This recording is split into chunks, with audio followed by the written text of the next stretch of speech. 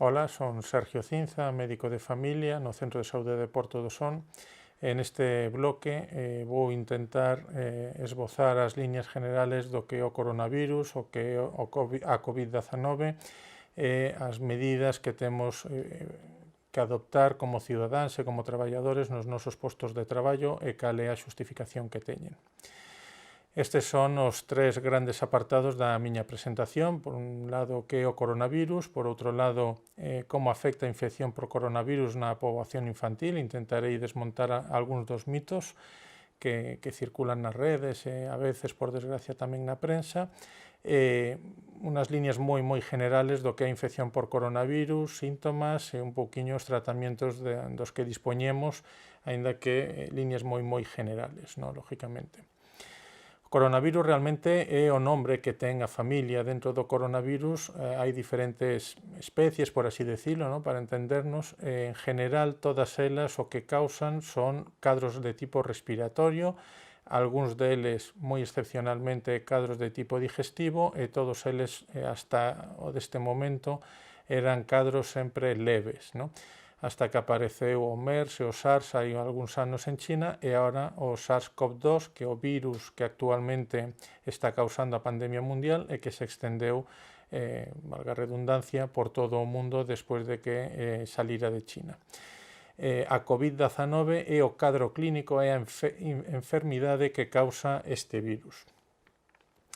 Bueno, a pandemia, creo que todos o coñecemos, xurdiu nun mercado de Wuhan. Os primeiros casos identificados e aislados en China parecía que tiñan en común pasear ou haber estado en este mercado que ten a peculiaridade que venden animais vivos e tamén animais mortos para consumo humán, e sobre todo estaban afectados os doentes que consumiran morcegos que nese momento estaban vivos e que despois sacrificaban nas súas casas para comer, ¿no? Posiblemente a infección no morcego e o seu consumo humano foi o que provocou o inicio da pandemia a nivel mundial. E despois a extensión a nivel mundial apareceu no momento en que cidadáns chinos ou europeos que regresaron de China a Europa, casi todos en viaxes en avións, pois empezou a extender o virus por todo o mundo, ¿no? Antes de que se adoptaran as medidas preventivas que todos coñecemos e que vivimos nos meses de marzo a maio. A transmisión, en líneas generales, aínda que isto ten un pouco de letra pequena, e despois o explicarei, é por o que nos chamamos transmisión aérea, ¿no? As gotas de saliva, as microgotas que nos expulsamos tanto ao falar como, por suposto, ao toser ou esbirrar, están en suspensión no aire durante un certo tempo, e as persoas que están cerca noso, normalmente a menos de 2 metros, pois poden inhalar esas gotas e contagiarse do virus. Por lo tanto, a transmisión é aérea. Que pasa? Que se ao meu lado, ao meu carón, non hai nadie, eu esbirro o tuso e iso cae sobre unha superficie que non se limpa e despois outra persona pon a man e a leva a cara, entón é cando tamén se pode contagiar, porque a vía de entrada no huésped pode ser por vía aérea, pero tamén pola conjuntiva ocular. Por lo tanto, unha das medidas importantes que todos nos temos que acostumbrar é a non levar as mans á cara e, no seu defecto, lavar con frecuencia as mans. Esta é a principal justificación desa medida, ¿no? Despois, o uso de máscaras ten fundamentalmente o que trata de cortar este mecanismo de transmisión. Se eu levo máscara, aínda que tusa ou esbirre, por suposto, cando falo, pois esas gotas non se expelen polo ambiente, ¿no? De aí as dúas das medidas máis importantes que todos coñecemos. E a terceira, que é o distanciamento social, pois o dixen ao principio, ¿no? A maior parte destas gotas teñen un radio de extensión non máis alá de 1,5 metros, 2 metros, e polo tanto manter o distanciamento social en este caso é fundamental. O foco de contagio prácticamente sempre, ou na maioría dos casos, son enfermos que teñen manifestacións clínicas, pero xa sabemos, xa se confirmou que incluso os pacientes asintomáticos poden transmitir a enfermidade, aínda que sempre o maior risco e do enfermo, non? De tal maneira, isto ten relación coa propia evolución do virus, non? O virus é capaz de causar enfermidade a medida que aumenta a carga viral, polo tanto, os enfermos sempre teñen máis carga viral e máis risco de contagio, mentre que os asintomáticos, en general, todos teñen unha carga viral menor e o risco é menor. Que pasa? Que o asintomático sigue circulando, non está aislado, entón pode acabar contaxiando a moita máis xente por ese motivo. Por defecto, tenemos que actuar como si todos pudiéramos ser potenciales enfermos e pudiéramos contagiar. Por eso non podemos individualizar nin o uso de máscaras, nin o distanciamiento, nin o lavado de mans. Ten que ser 3 conductas que utilicemos a diario na nosa vida habitual, tanto no traballo como na vida social. En canto a infección, non vou entrar en grandes detalles, pero a enfermidade como cursa? Pois cursa inicialmente con un cadro catarral que todos coñecemos porque é o propio da familia dos coronavirus, cadro de congestión, estornudos, tos, fiebre non moi alta. A maior parte dos casos que estamos vendo teñen fiebres entre 38 e 38,5, non pasan de aí. Cando sube a fiebre? Cando o cadro se convierte en grave. É certo que proporcionalmente a todos os pacientes que se contaxian, moi poucos desarrollan despois os cadros graves, pero como son tantos as persoas contagiadas ou foron tantas durante a primeira ola, o porcentaje, ainda que sea pouco, dos que desarrollan cadros graves, pois acaban saturando o sistema sanitario. Estes cadros graves en que consisten? Fundamentalmente un aumento da fiebre, aquí sí que se pode chegar a fiebres xa máis altas de 39, 39,5, e fundamentalmente un cadro de neumonía e de insuficiencia respiratoria, que era o que en principio máis nos chamaba a atención, pero despois a partir de aquí, pois seguramente moitos oíchedes falar da cascada inflamatoria, da cascada citoquínica, eso provoca unha reacción inflamatoria en todo o corpo con complicacións en diferentes órganos, fundamentalmente de origen trombótico, non? O sea, que acaba sendo unha enfermedade non solamente respiratoria, sino sistémica, e isto sí que o desmarca do resto dos virus da familia dos coronavirus, que isto non estaba descrito hasta que se identificou este virus. Despois hai outros síntomas que acompañan. Un moi característico é o dolor muscular e a debilidade de corpo. A xente, os pacientes que pasaron por esta enfermedade din que é un cadro especialmente diferente incluso a gripe, que xa se caracterizaba ou se caracteriza por dolores musculares articulares moi importantes, pois co SARS-CoV-2 durante a COVID-19, durante a enfermidade clínica, pois esa sensación é moito máis manifiesta, hasta o punto de que relatan que 2-3 días prácticamente non se poden mover da cama do dolor que teñen e da debilidade que notan, non? E a partir de aí sí que estamos vendo cada vez con máis frecuencia, xa na primavera e tamén durante todo o verano, que moitos dos pacientes o que desarrollaron, sin desarrollar prácticamente nada de cadro respiratorio, sí que teñen cadros de gastroenteritis de duración superior a de outros virus, pasa máis alá das 48-72 horas, e que se pode acompañar de fiebre, non? Por lo tanto, eso tamén debemos de telo presente, non solamente hai que pensar no doente que ten tos e fiebre, sino que a veces os cadros digestivos tamén poden ter detrás unha infección por este coronavirus.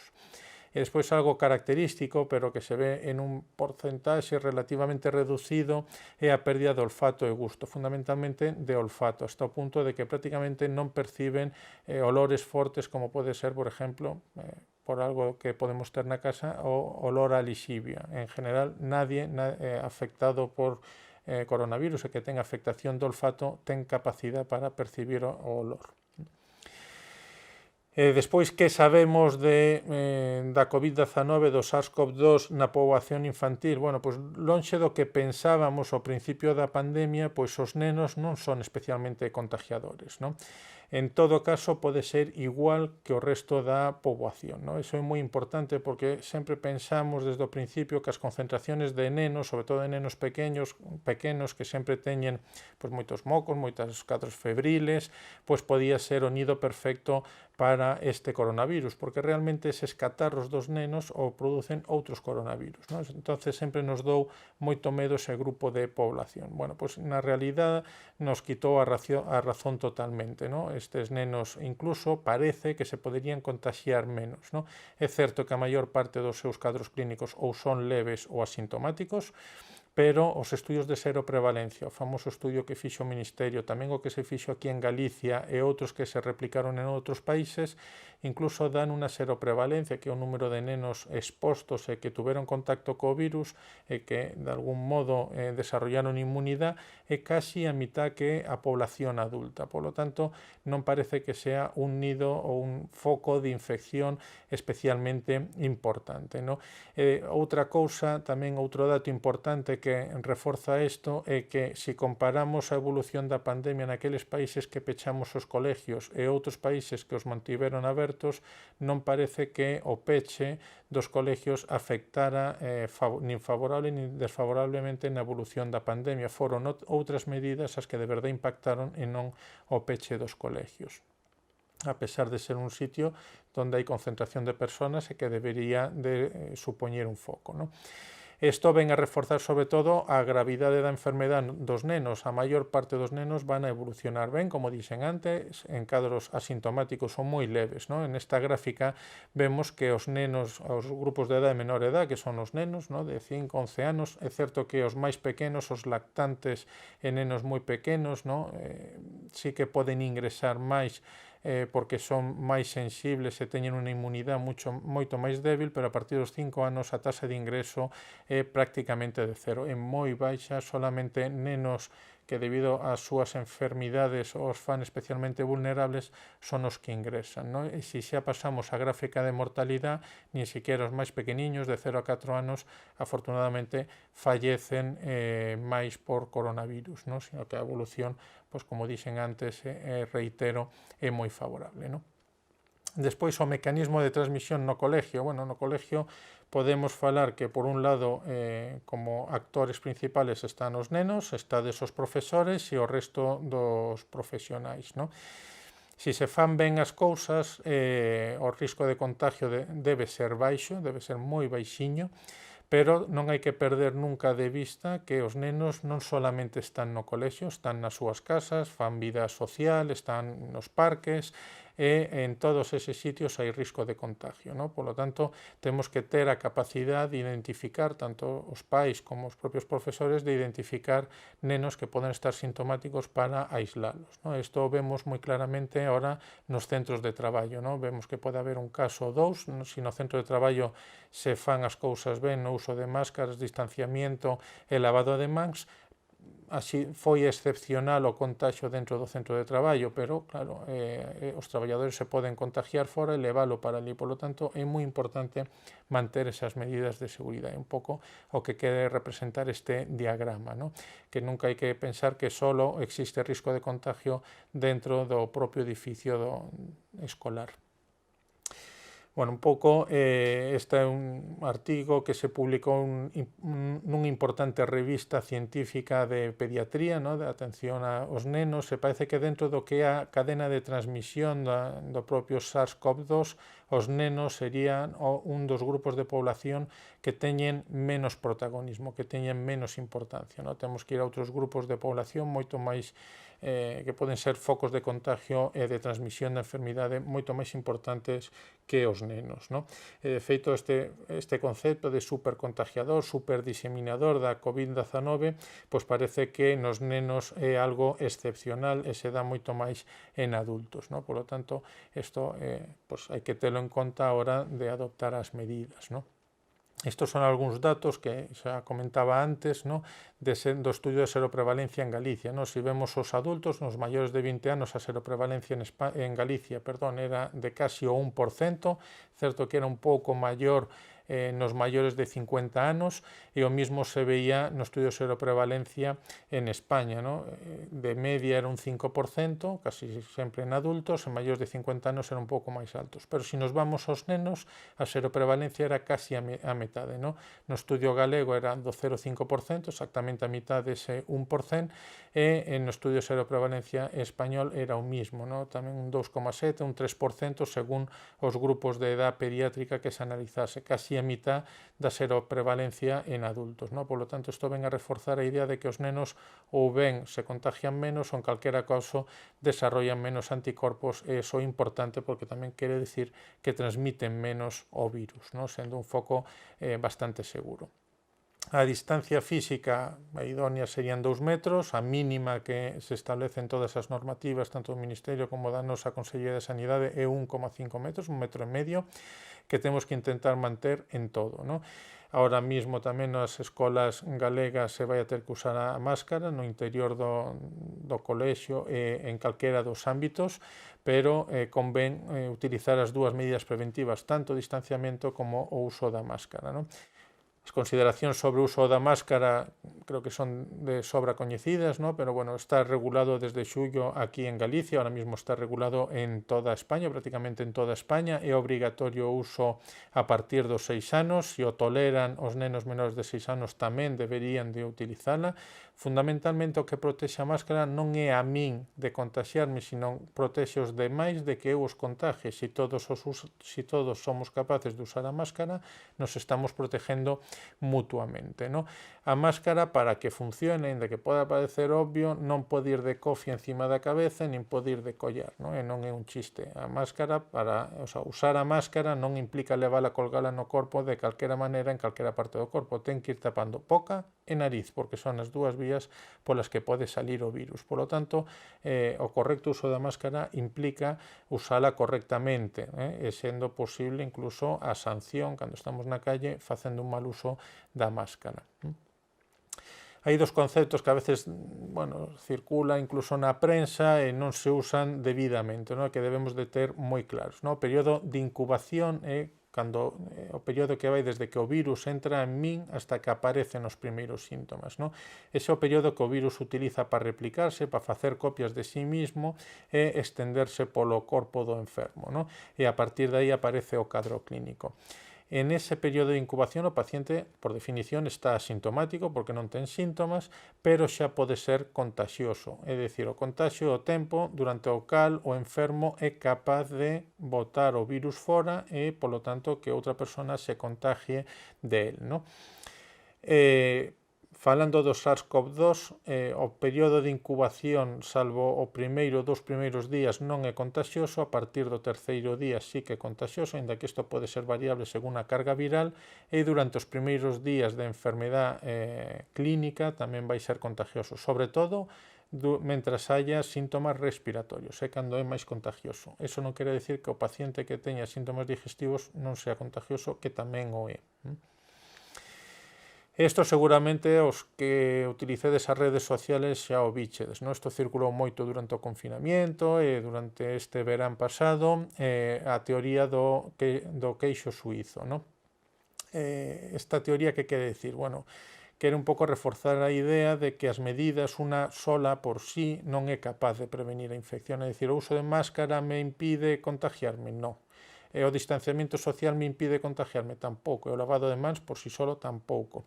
Cada unha desas medidas é capaz de previr o contagio en determinadas situacións, frente a determinados enfermos.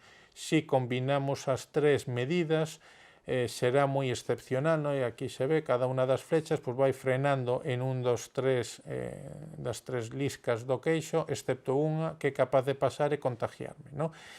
Isto que sentido ten? Bueno, si solo penso en min, podo dicir, bueno, pois ao final é posible que me contagie, sí, pero se o vemos globalmente, ¿no? Como vemos aquí ese triangulito de personas, se non utilizamos ninguna medida, a chegada do virus é segura e, polo tanto, todas esas personas que vemos na diapositiva se contagiarían, pero se utilizamos as medidas adecuadas e usamos simultaneamente as tres medidas de prevención, solamente algunhas personas se contagiarían. E como dixen antes, isto se demostrou en centros de traballo bastante cerrados, en donde o correcto uso das tres medidas fixo que algún traballador contaxiado non contaxiara a ningún outro, a pesar de que había, bueno, era un centro cerrado, con bastante proximidade, máis da deseada, e con unha ventilación moi rigurosa por motivos de seguridade do traballo que facían. Ainda así, usando máscara, lavado de mans e distanciamiento de 1,5 metros entre eles, non houbo máis contaxiados que un ou dous, a pesar de haber 200 e 300 traballadores en ese centro de traballo. Esa esta é a proba real de que as medidas de prevención, se as utilizamos correctamente, funcionan, ¿no? Esta é un pouco a teoría moi general, ¿no?, pero que creo que se entende perfectamente por que hai que utilizar varias medidas e non solamente unha, ¿no?